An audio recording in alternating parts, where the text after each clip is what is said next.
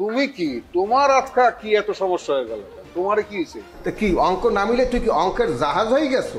নিজেকে কি মনে করে অমন্যাটা? কে ডাক্তার কিসের বউ কি বলতেছো? মুই কোনো কিছু বলতে আছি না।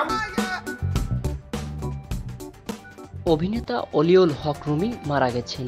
ইন্না লিল্লাহি ওয়া ইন্না ইলাইহি রাজিউন। সোমবার 22 এপ্রিল ভোরে রাজধানীর একটি বেসরকারি হাসপাতালে চিকিৎসাধীন অবস্থায় শেষ নিঃশ্বাস ত্যাগ করেন তিনি। মৃত্যুর বিষয়টি নিশ্চিত করেছেন অভিনেতার ভাগিনা ফয়সাল আহমেদ।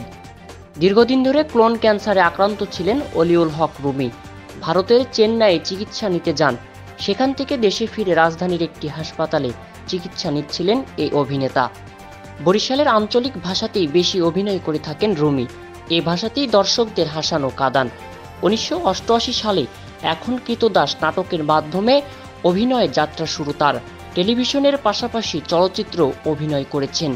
2009 সালে দরিয়াপাড়ের দৌলতী চরিত্রের অভিনয়ের মাধ্যমে বড় পর্দায় অভিষেক অলিউল হক রুমির। আমি একজন ভদ্রলোক মানুষ, আমার একটা মান সম্মান আছে। তুই তো দেখতে আসো কি বুঝলাম না তো কোনো কিছু।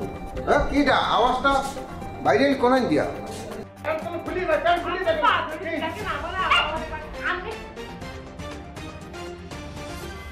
তার অভিনীত উল্লেখযোগ্য নাটক হলো ঢাকা টু বরিশাল, আমেরিকান সাহেব, জার্নি বাই বাস, বাকির নাম ফাঁকি, যমজ সিরিজ, কমেডি 420, চৈতা পাগল, জীবনের অলিগলি, মেঘে ঢাকা শহর ইত্যাদি। বর্তমানে তার অভিনীত বকুলপুর নামে একটি জনপ্রিয় ধারাবাহিক নাটক দীপ্ত টিভিতে প্রচার হচ্ছে।